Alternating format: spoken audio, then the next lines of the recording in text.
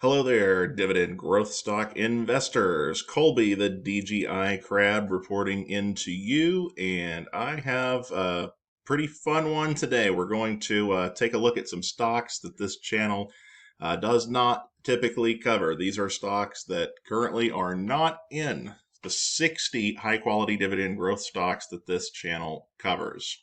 So, pretty excited and interested to bring these to you, and it'll be interesting to see what you all think of this dividend news, and if you are planning on investing in any of these opportunities that I'm about to discuss here with you.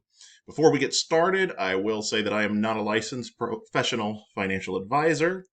The opinions expressed in this video are not financial advice. They are simply this one crab's opinion. You should always do your own due diligence before investing in any stock or ETF.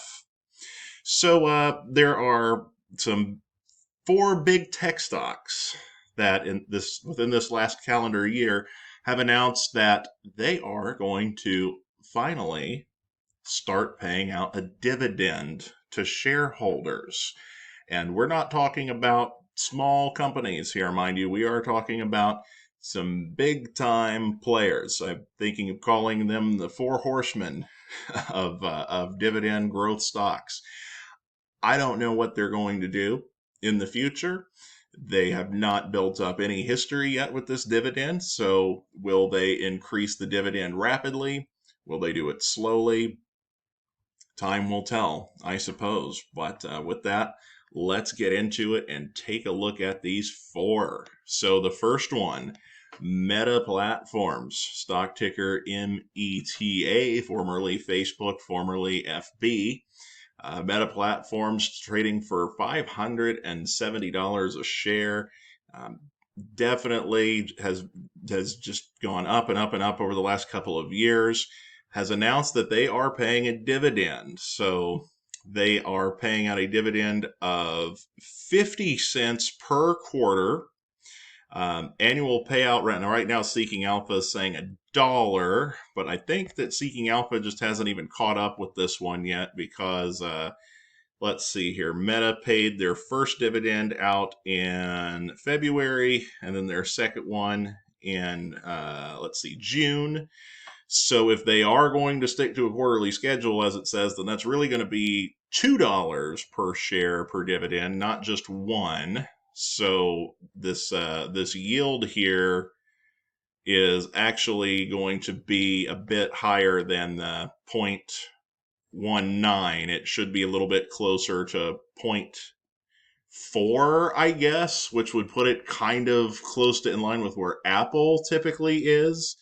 But when a stock just starts paying a dividend, we have a lot of blanks here in the dividend section because there's not history there yet.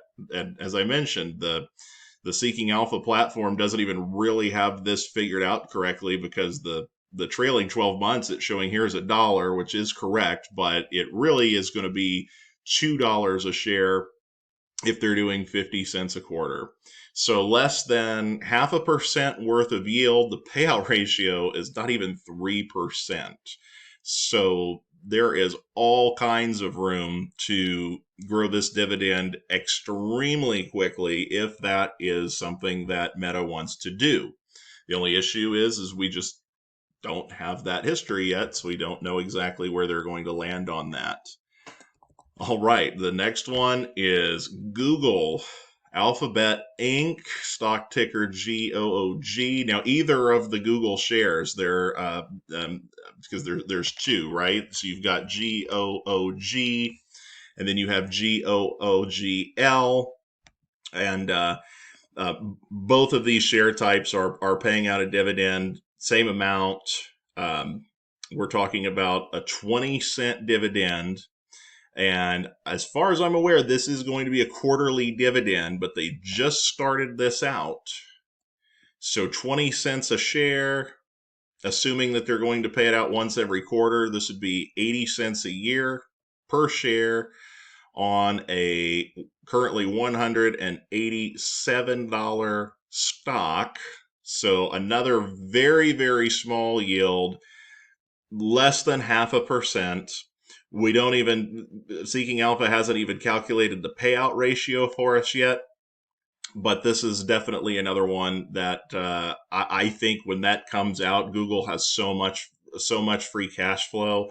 It's almost assuredly going to be less than 5% on the payout ratio for Google. So two absolute giant ones thus far. We're going to move on to the next one here, and we're going to talk about Booking Holdings. So Booking Holdings, talk about a stock desperate for a stock split. My lord, we've got one here that's almost $4,000 per share. Booking has started paying out their dividend. Now we've got a little bit more history on them. So they're paying out let's see, they say 17.50. We're going to double check the history on that. Yield less than 0.5% again.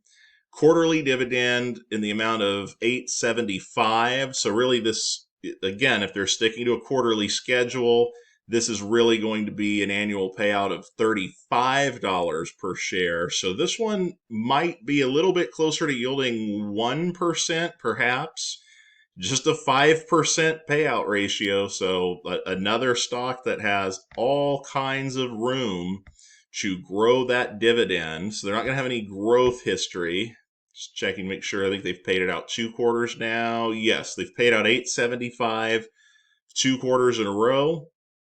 So let's see, at $35. So yeah, this one's going to be more than 0.5% yield. It'll be closer to 1%, but still not a full 1% on the yield. Again, though, with a payout ratio around 5%, plenty of room for Booking to keep growing that dividend now that they've started paying one. And then the fourth and final one we'll talk about here is Salesforce, stock ticker CRM. So Salesforce now paying out a dividend. They're paying it quarterly as well in the amount of 40 cents per quarter, which will be $1.60 per share. Dividend yield's going to be around 0.6 based on the current price and the expected payout. Payout ratio 4.46%. So we have these massive companies here. I believe all are in the top 50 largest companies by market cap in the United States. I'd have to double check my list of the companies in the S&P 500. But all four are just absolutely massive companies that just don't have the history built up on their dividends just yet because they just started paying them out. So then the question becomes now, are they good investments for a dividend growth stock investor? They might be. They might be. DJI Crab, you got to start investing in tech now. They're paying a dividend. Hold on a minute. Just because they're paying a dividend now doesn't necessarily mean that I'm going to go all in on them just yet. So let's talk about this for just a moment here. Let's take one that has more dividend history, like Microsoft. So with Microsoft, as you're aware, this is one of the stocks in tier 1 on my channel for the 18 to 30-year-old investors. Microsoft has a low dividend yield like these other ones. Payout ratio is a little higher on Microsoft. They've been doing it for 19 years, but they've established a pretty comfortable and consistent growth rate of around 10% a year. So if I'm getting 10% a year on average on that growth, we can look here, 9.8, 10.4, 10, 10.5, 9.8, 8.8, 13, 12. Yeah, so I'm getting a very consistent 10% annual rate of return. I'm not at all concerned that Microsoft can't continue to increase growing that dividend by 10% a year or more into the foreseeable future. So I can deal with that less than 1% yield because I know that I'm going to comfortably get a 10% growth rate. Now, Apple, on the other hand, another just absolutely epic stock, right? It's a wonderful stock to own, but it's not in one of my tiers. And the reason for that is we've got a low starting yield, but we also have a much slower growth rate. Apple's been growing this dividend by about 5.5% pretty consistently for the last several years. So while they do share buybacks and the share price continues to consistently go up, they're the number 2 company in the United States by market cap. We just aren't getting a lot of growth out of this stock anymore. And a 5% growth rate is really only going to be acceptable for me if I'm up in the tier 3 of 42 to 53-year-old investors, or even the tier 4, 54 and older investors, because they're going to be targeting stocks and funds that have a starting yield more in that 4%, 5, 6% range. But if I'm only getting 0.5% or less starting yield and pairing that with 5% growth rate, that's just not the kind of stock that I typically am going to invest in as a dividend growth investor. Another one that we'll consider here is NVIDIA Corporation. So NVIDIA pays a dividend. If we take a look at their scorecard, we see their yield 0.03%.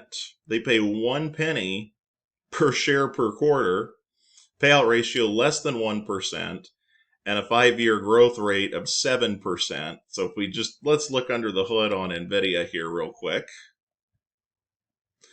And we can go back and we can look at their history, and they've just kept that, they've just kept that pretty consistent. Now, they did a stock split. So before they did their split, they were paying out 4 cents per share, but the share price was much higher because they did a stock split, and now it's gone down to 1%.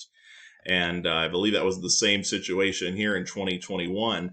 But this has just never been a stock that has grown that dividend particularly quickly. If you look back at the history here, yeah, we did a 10-for-1 split, 4-for-1 split. So when they do a 10-for-1 split, but only reduce the dividend by 75%, you actually get an increase in the yield. But this is just a dividend that's being paid out, I don't know, just for the sake of paying it out, just for the sake of saying that they are actually paying one. So even though I'm getting a pretty big growth rate on these in a lot of years, I'm going from essentially 0.99 cents to 0.121 cents. Nice growth rate, but it's such a small amount overall. I really don't even know why NVIDIA pays dividend at all, to be quite honest with you. So then the question becomes, on our original 4 with Meta, with Google, with Booking, and with Salesforce, what kind of tech stocks are these going to be as far as the dividend goes? Are they going to grow that dividend more like Microsoft? Or are they going to grow it more like Apple? I don't know. Time will tell. I'm absolutely going to be monitoring them. These companies are too large, too successful, that grow in share price far too much, and feel far too safe to me overall as investments to not pay attention to them. But in my humble opinion, I think as in my position as a dividend growth stock investor, where this is going to benefit me the most and the people who purport to invest in a similar strategy as I do, is going to be in my S&P 500 ETF. So I'm a VOO guy myself. You might be an IVV, you might have your SPY. Doesn't matter one way or the other to me which one it is, because all of these companies are, of course, in the S&P 500. And the fact that all 4 of them now are paying a dividend, they went from nothing to something, that should be good for our overall yield in the S&P 500, depending on, which stocks fall out of the S&P 500 over each of the quarters and which ones get into it. We'll have to see on that, but I think that's going to be the best for me by getting dividend increases from the S&P 500. So all 4 of these are on my wait list, but I'm not buying any of them right now outside of the exposure I get to them through VOO. So that's where I land on it, everybody. What do you think? Are you investors in any of these 4 powerhouse stocks? I certainly wouldn't turn my nose up at you if you were, but I might also say that maybe you're not a pure dividend growth stock investor if you are either. So my name is Colby, the DGI Crab. Please email me any questions you have at dgicrab@yahoo.com. Keep investing, everybody. Let's go get that passive income.